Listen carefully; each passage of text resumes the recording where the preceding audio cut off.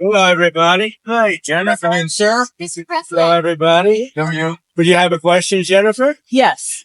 On the Iran war, have you been frustrated with Secretary Hegseth because of the advice he gave you early on in the war and how it's turned out? I think he's done a great job.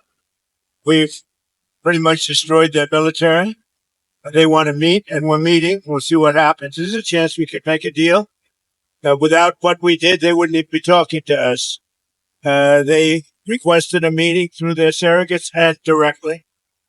And we're meeting, and, good things can happen, I guess. Oil dropped very big today.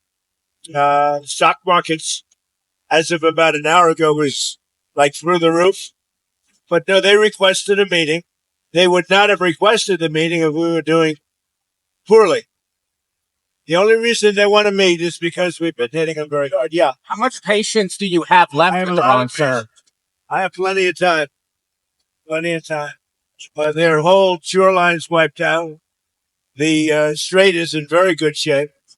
And we're talking right now. They wanted to talk. The people said, please don't shoot last night, the night before, 2 nights. Don't do it. We're having good talks.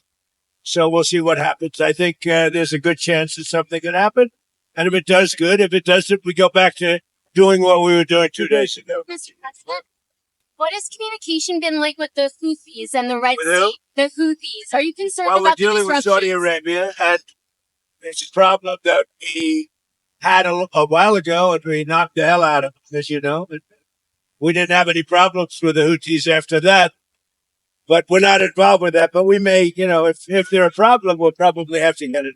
On Saudi Arabia, have you gotten any indications from Saudi Arabia when it comes to the Abraham Accords that they will sign on? We haven't talked about that. You put out a truth social. Very concerned about depleted stockpiles if there is a broadening conflict. And we have plenty. We have a lot of ammunition, different types. Biden gave a lot to Ukraine, and so we're building that up. And we have a lot. We have a lot of the mid-level stuff too. I mean, more than we could ever use, no matter what. But we have a lot. I'd like to have more, be honest.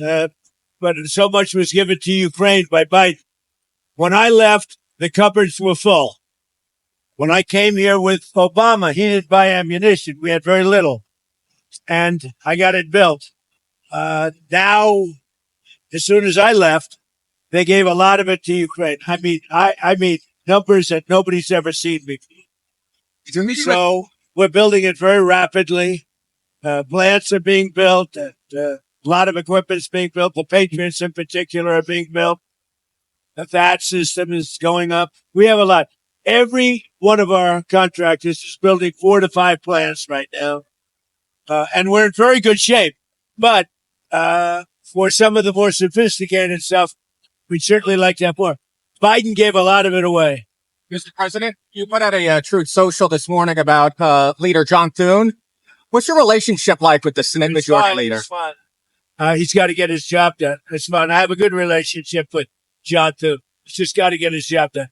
You got to get the Save America Act passed.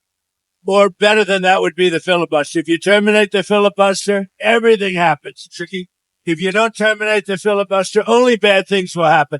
If you don't terminate the filibuster, only bad things will happen. But you don't want to see him replaced as leader? I haven't even thought of it. Meeting with Prime Minister Netanyahu tomorrow. Why did you ask? Yeah, I mean, Why did you ask for that meeting? And are you guys on the same page on Iran? Are you on the same page on Iran? You and Prime Minister Netanyahu. close, yeah, pretty close. We have a little difference, but pretty close, yeah. Iran took a beating over the last 14 days, and they asked us very nicely, please stop. Let's meet. And that's what we are right now. We'll see what happens. If we don't make a deal, we go back to the same thing. President Zelensky says that Russia is giving Iran satellite imagery of U.S. bases in the Gulf to help them target. What can you do about that? Well, we'll find out if that's true. I'll ask Putin about it.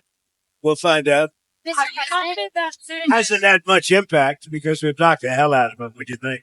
If that's the case, look, they gave Venezuela a lot of equipment. Venezuela had all Russian equipment. How did that work out? Not too good. So they may be giving, but if they are, it hasn't worked out because they have no army, they have no airports. They have no Navy. They have no nothing. So it hasn't worked out well. I don't think they've been doing it, certainly not at a high level. And if they have, it has been very unimpactful. There's the reports that the United States has taken in $13 billion from Venezuela. Where is that money going? $13 billion from Venezuela? From I think even more than that. No, Venezuela, we paid for that war many times over.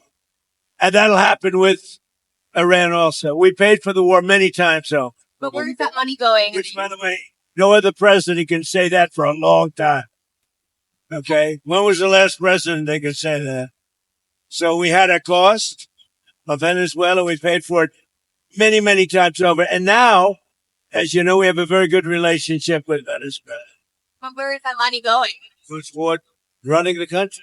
No, it's the U.S. The money that the U.S. is taking in. Where is that money going? Venezuela? Yeah. What running the country? It can go to the military. You know, Congress has to approve it. Congress doesn't like approving money for the military. They like giving it to things that shouldn't be done. But we're taking in a lot of money, billions and billions of dollars from Venezuela. That'll happen with Iran, too. With the Iranian assets, you said that Iranian assets will be used to pay for damages to ships that are hit in the Strait of Hormuz. Would the U.S. pay shipping companies directly? No, we're going to use Iran's money to pay for the damage they did. In other words, the Iran money that we control will be used to pay for damages. Sound good? Not bad, right? It should be all right. Okay. Any other questions? On the Federal Reserve, the FOMC is meeting this week on By Wednesday. the way, we're going to Michigan. The car companies are doing better than they've ever done. Many, many plants are being built all over the United States. They'll be opening them over the next year. Toyota just agreed to come in, move its entire operation out of Mexico and into the United States. They'll be opening, I guess, the largest plant in the world, somebody said, but because of tariffs and because of me. All because of Trump. So, it's been pretty amazing, actually. The Federal Reserve is meeting this week. They've not hit the inflation target set. They've not hit the 2%. There are some bets. We had a very good inflation report the other day. Are you worried that they might? Costs are going down rapidly. Don't forget, I haven't been here very long. I inherited the worst inflation in history from Biden. But costs are going down rapidly. And as soon as the war is over, you're going to see a big drop. Are you worried that the Fed's going to hike rates to counter inflation? Well, I have a board. And Kevin's fantastic, but he's got a board. And the board members are very political, I would say. So, you know, we fight our way through the race because we're doing so well. But, no, he's got a board. You know, he wants to do the right thing. I know what he wants to do. But you need the consent of some people that have perhaps bad intentions. Rates should be lowered. This country could be at 8%, 9%, 10%, 12% GDP. That's what it should be. We have other countries that are paying less interest rates, and if it wasn't for us, they wouldn't even exist. It's ridiculous. And they call them elite. We have other countries. I don't want to really mention names of countries, but I could give you plenty. That they take money out of the U.S., and because of that, they get a lower interest rate than we do. And it shouldn't be that way. We should have the lowest interest rate in the world. I could take the money that these countries are making, put it into our portfolio, and we should have the lowest interest rate in the world, like it used to be 30 years ago. We always made the lowest rate. If you take a look at like Switzerland, where we have a $30 billion deficit, I could wipe out that deficit overnight. That'd be money that would actually indirectly come to us. So, we got a lot of interesting things going, but our country is the strongest we've ever been. It's the hottest country anywhere in the world. And frankly, we're being very nice to a lot of countries that would not survive without us. And you know who wouldn't survive without us? Israel. Bibi's coming. He'll tell you, if I didn't get involved and if I didn't blow up those essentially soon-to-be nuclear weapons, the dust, as I call it, Israel would have been terminated months ago and years ago if I didn't terminate the Obama horrible agreement. Prime Minister Netanyahu does disagree with you on the F-35s to Turkey. Are you going to tell Wait, what? Prime Minister Netanyahu opposes sending F-35s to Turkey? Are you going to Well, tell now him? look, Turkey's been a great ally for me. You know, I think he's done a very good job. Did a good job with Syria. He's a friend of mine, and nobody tells me what we should be selling. And Turkey's been a tremendous ally for me. It's up to Turkey. Turkey's not a big fan of Israel. You know that, right? And not a big fan of Bibi. But he is, they've been great for me. Turkey has been great. Very powerful country, by the way. Tremendous military, very big military, very powerful military, has a lot of great equipment. Does Netanyahu want you to strike a deal on Iran? Or does he want you to keep attacking? He's been quite, and Bibi has been great. I'm not going to say it. He was a wartime prime minister. We did very well together. And if you look at Iran now, they're 8% of what they were 4 months ago. They're 8% of what they were 4 months ago. So we'll see how this all comes out. Okay? On the Senate, on the SAVE Act, why do you want the U.S. Senate to stay in town? Shouldn't they be out across the country What campaigning? a stupid question. Shouldn't they be campaigning, though? What a stupid question. head of For the Jennifer concern. to ask such a stupid, she's a smart person. I knew her all the way back in the Iowa days when she said Trump's going to win. And boy, was she right. So listen, why do I want? The SAVE Act has to be done. They shouldn't leave town. I'm not going to stop them from doing it, but they should get the SAVE Act done. If they don't get it done, it's going to be a very bad thing for the party. And frankly, you know, if you look at it, the SAVE Act is going to be voted against by all Democrats, just so we know.